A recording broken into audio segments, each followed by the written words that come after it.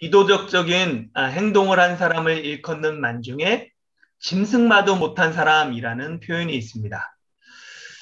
동물과 사람의 차이는 무엇일까요? 짐승만도 못한 사람이라는 표현에는 인간은 동물과 달리 윤리적 존재다라는 의미가 포함되어 있습니다. 과연 인간과 동물이 다른 인간만의 독특성은 무엇이 있을까요? 철학자들은 인간의 독특성을 여러 가지로 이야기합니다. 인간만이 이성을 가지고 있는 이성의 존재다라고 정의하기도 하고, 사람인이 뜻하는 것처럼 혼자 살 수 없는 사회적 존재다. 인간만이 문화와 예술 활동을 하기에 문화적 존재, 창의적 존재, 유의적 존재, 도구를 사용한다고 도구적 존재, 윤리적 존재, 종교적 존재 등으로 인간의 독특성을 정의하기도 합니다. 성경은 그럼 인간의 독특성을 무엇이라고 이야기할까요? 오늘 말씀을 통해서 함께 살펴보려고 합니다. 우리가 지난주에 봤던 도표를 한번 보도록 하겠습니다. 지난주에 봤던 이 도표를 복습해 보면 하나님께서 질서 가운데 천지를 창조하셨음을 알게 됩니다. 그래서 이 6일 동안 창조하실 때 보면 먼저 틀을 만드시고 그 틀을 채우는 구조로 되어 있어요. 첫째 날에 만드신 빛을 넷째 날에 하늘에 광명체들로 채우고, 둘째 날에 물 가운데 하늘을 다섯째 날에 물고기와 새들로 채우십니다. 그리고 셋째 날에 땅은 여섯째 날에 사람과 동물로 채우셨죠. 그리고 자세히 보면 동물과 사람 사이에 공통점과 차이점이 있음을 알게 됩니다. 하나님은 똑같이 동물이나 사람에게 복을 주셨어요. 복의 내용도 생육하고 번성하여 충만하라입니다. 그래서 생각해 보면 동물의 최우선적 욕구는 생존 본능 욕구와 그 종족 번식의 욕구예요.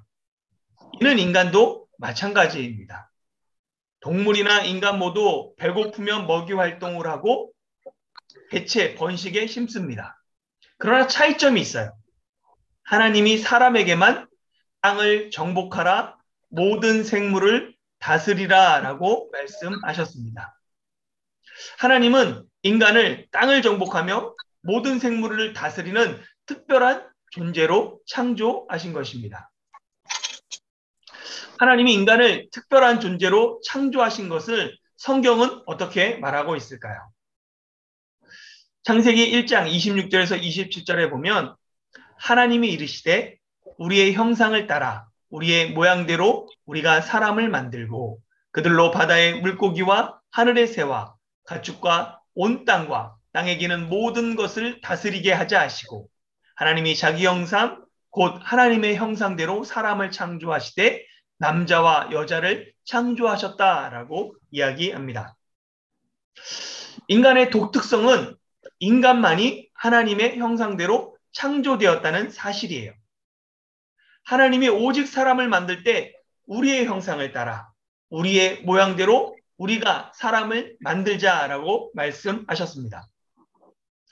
우리는 1인칭 복수죠.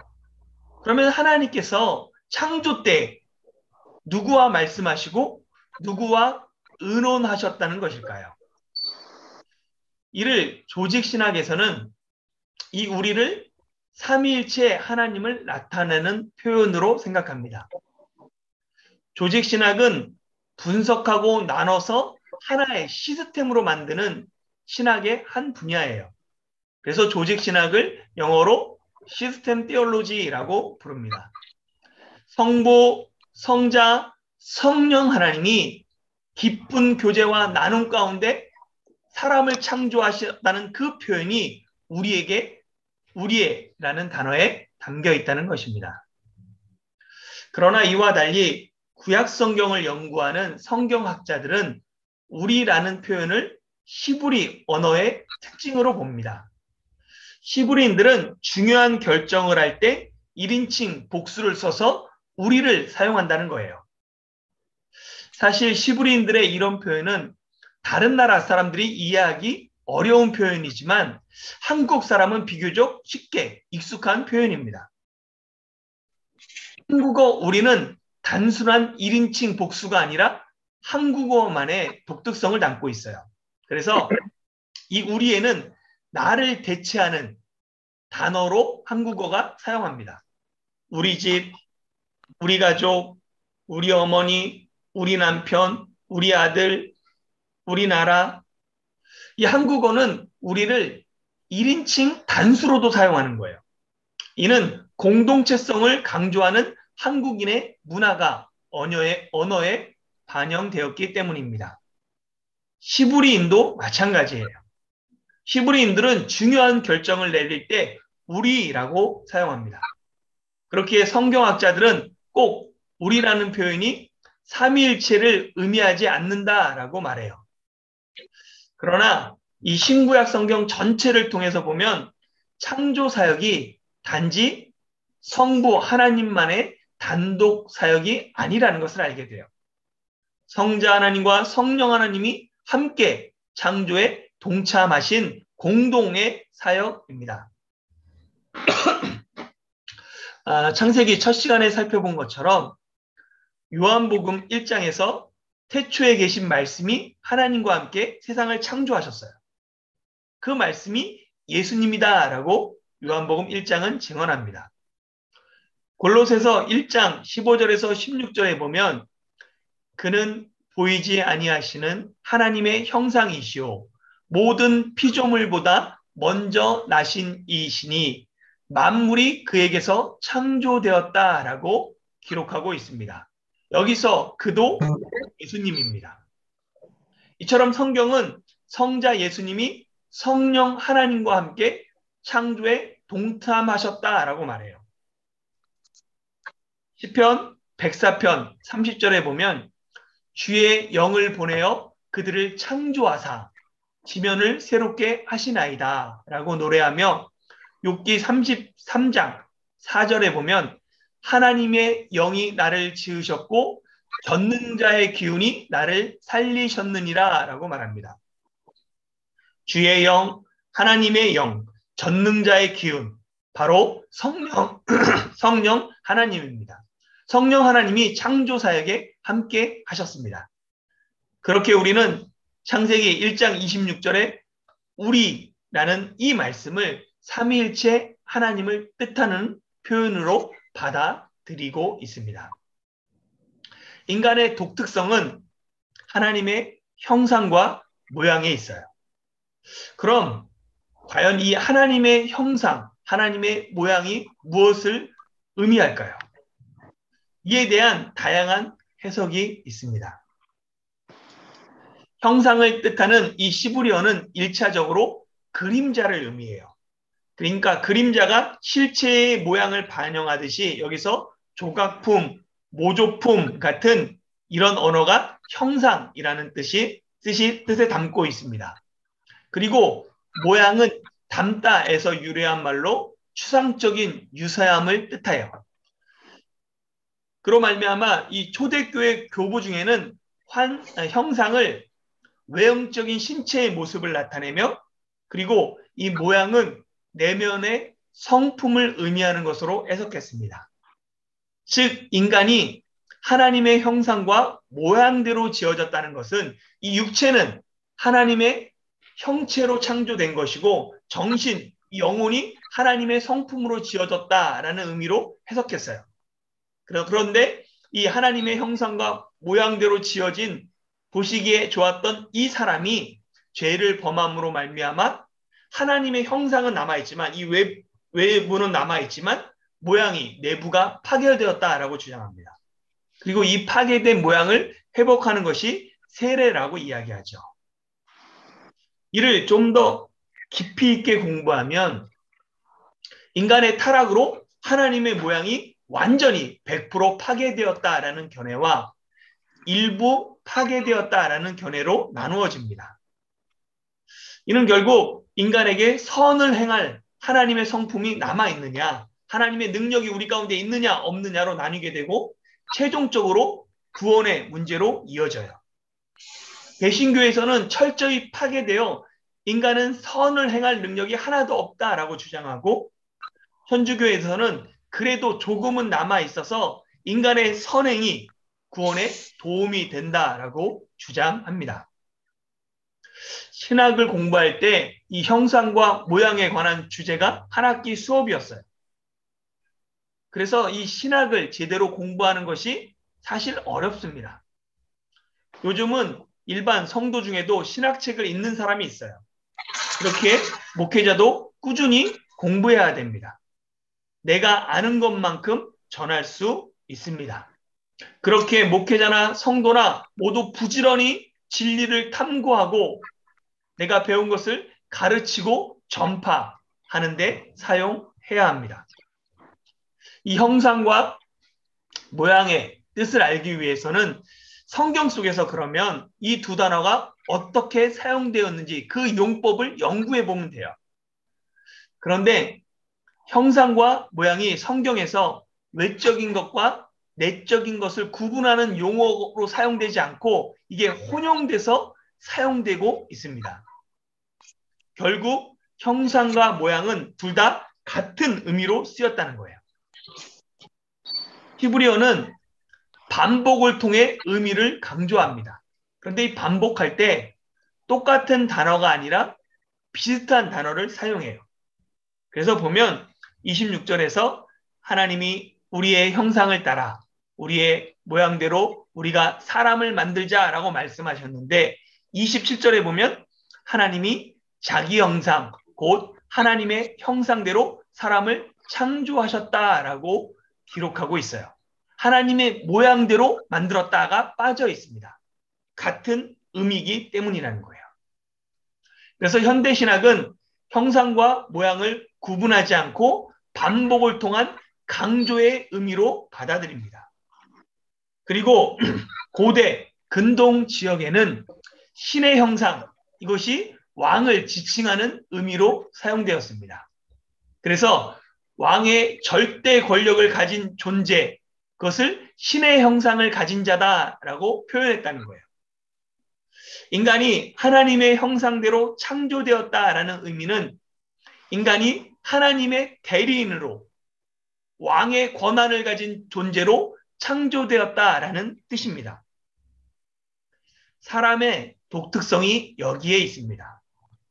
오직 사람만이 하나님의 형상대로 창조되었어요.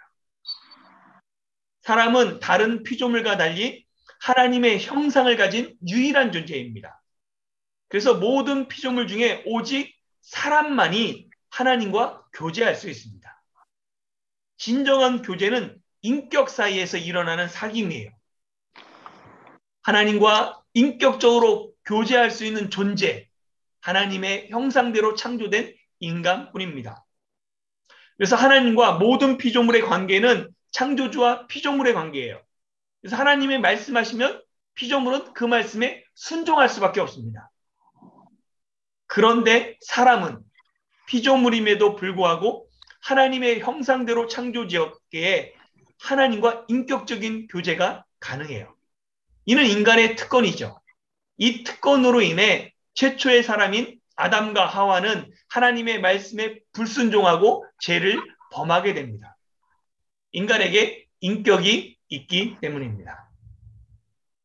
더 나아가 성경은 하나님께서 하나님의 형상대로 사람을 지으신 목적이 있다라고 말해요. 하나님의 목적은 하나님의 형상대로 창조된 인간이 하나님의 대리인으로 땅을 정복하고 모든 생물을 다스리는 것입니다. 그것이 하나님이 인간을 하나님의 형상대로 창조하신 이유예요. 인간은 동물과 달리 땅을 정복하며 모든 생물을 다스리라는 하나님의 통치 명령을 받았습니다. 그러나 이를 오해하지 말아야 됩니다. 하나님이 인간을 정복자, 통치자로 창조한 것이 아니에요. 이를 오해하면 인간 마음대로 환경을 파괴하고 다른 생명을 함부로 해치는 잘못을 범하게 됩니다. 원래 정복하라라는 말은 1차적인 의미는 발로 밟다라는 의미예요. 그러니까 땅을 밟고 자기 삶의 터전을 삼는 것, 그것이 정복하라의 의미입니다. 그래서 정복하라는 말은 농사와 관련된 말로 땅을 경작하여 많은 생산물을 내라라는 의미가 있습니다. 그리고 다스리라라는 이 단어는 고대 왕이 백성들의 생살 여타권을 가지고 절대 권력을 행사한 그런 다스림을 의미해요.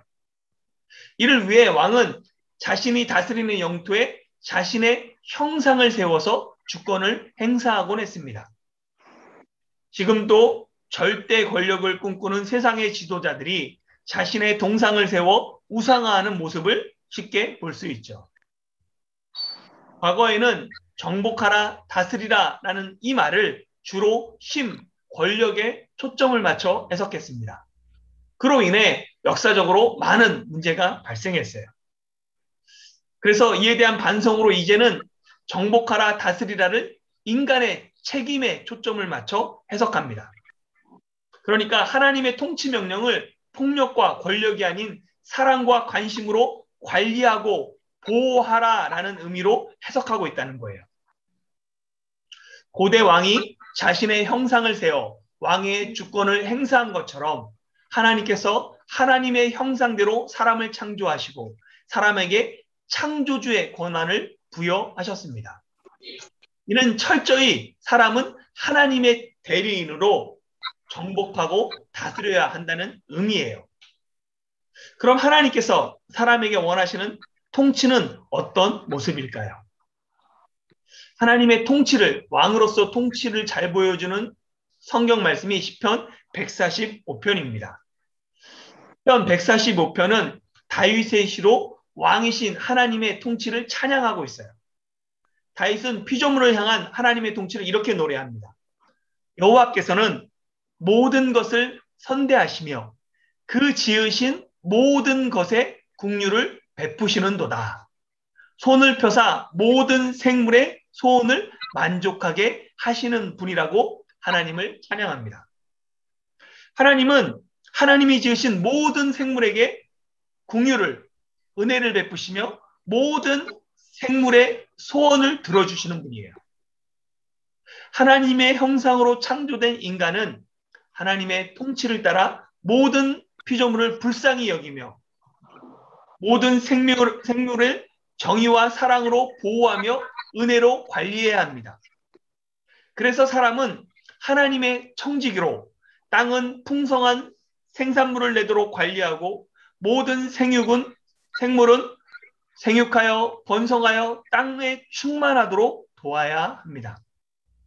그것이 하나님이 인간을 하나님의 형상대로 지은 이유입니다. 현재 전 세계가 코로나19로 큰 어려움을 겪고 있습니다. 코로나19는 2019년 중국 우한에서 발생된 코로나 바이러스에 붙여진 공식 명칭입니다. 우리는 2000년대 들어 3번의 코로나 바이러스를 경험하고 있습니다. 2002년 중국에서 시작된 사스, 2012년 사우디 아라비아에 등장한 메르스, 그리고 현재 코로나19까지 모두 코로나 바이러스입니다. 코로나 바이러스는 사람과 동물에게서 흔히 나타나는 호흡기 바이러스 중 하나입니다. 그런데 사스, 메르스, 코로나19는 모두 동물로부터 사람에게 코로나 바이러스가 전파되면서 사람에게 치명적인 바이러스가 된 거예요. 사스는 박쥐로부터 사양고양이에게 전파되고 다시 사람에게 전파되었습니다. 메르스는 박쥐에서 낙타로 전파되고 낙타로부터 다시 사람에게 전파되었죠.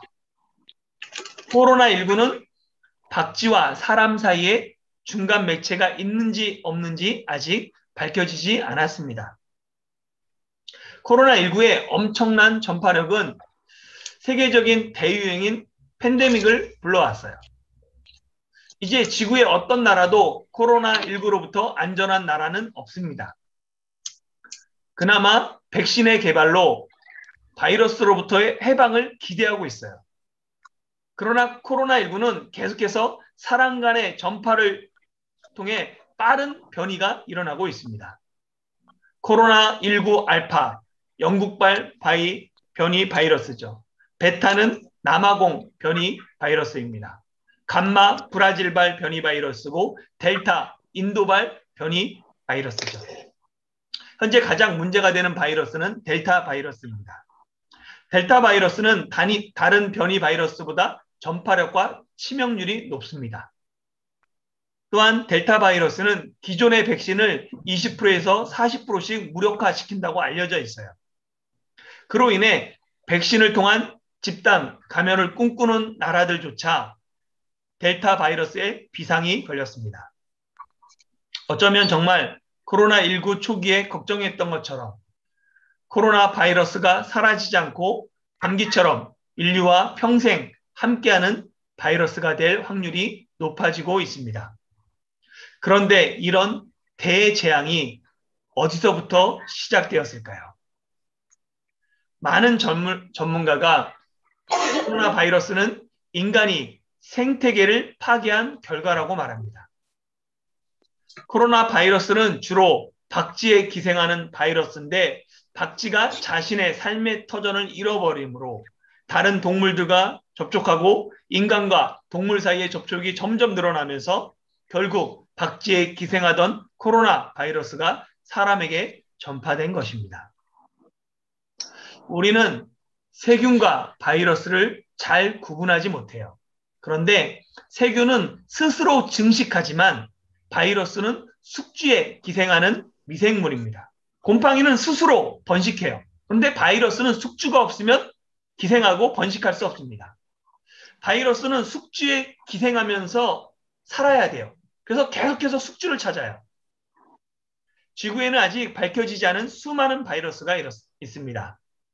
그런데 인간이 생태계를 파괴함으로 바이러스는 생존을 위해 죽기 살기로 새로운 숙주를 찾아 기생해요.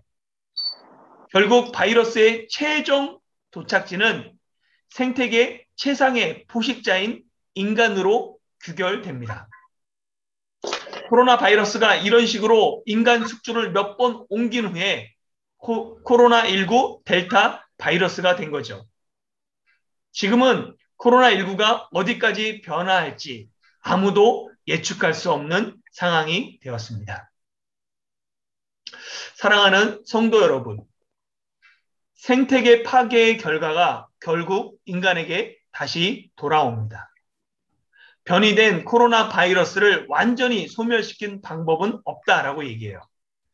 그러나 지금이라도 우리가 해야 할 일이 있습니다. 우리는 하나님의 대리인으로 땅을 관리하며 모든 생물을 보호해야 합니다. 환경운동을 하는 사람들을 보면 뭐 그렇게 유별나게 해야 하는 그런 생각이 들기도 합니다. 그러나 그런 유별남이 생태계 파괴를 늦추고 지구의 생명을 살립니다. 우리도 환경을 살리는 일에 조금은 유별날 필요가 있습니다. 함께 작은 일부터 실천합시다. 음식물 쓰레기와 일회용 사용을 줄입시다. 종이컵 대신에 개인컵을 사용하고 휴지 대신에 손수건을 사용하고 장바구니를 사용하고 재활용품을 분리하고 양치용 컵을 사용하고 샴푸를 적게 사용하고 샤워 시간을 줄이고 천연 세제로 설거지하고 불필요한 콘센트는 뽑아놓고 외출 시 전등을 끄고 이면지를 사용하고 자동차 사용을 줄이고 이 외에도 우리가 실천할 수 있는 것을 찾아보면 일상에서 쉽게 시작할 수 있는 일이 너무나도 많습니다. 우리도 환경에 유별난 사람이 되면 좋겠습니다. 그것이 하나님이 우리를 하나님의 형상대로 지으시고 우리를 창조하신 이유입니다. 다해중 한국교회 성도 모두 생육하고 번성하여 땅에 충만할 뿐 아니라 창조 세계를 아름답게 보존하고 관리하는 하나님 나라의 청지기들이 되시기를 예수님의 이름으로 축원합니다. 아멘.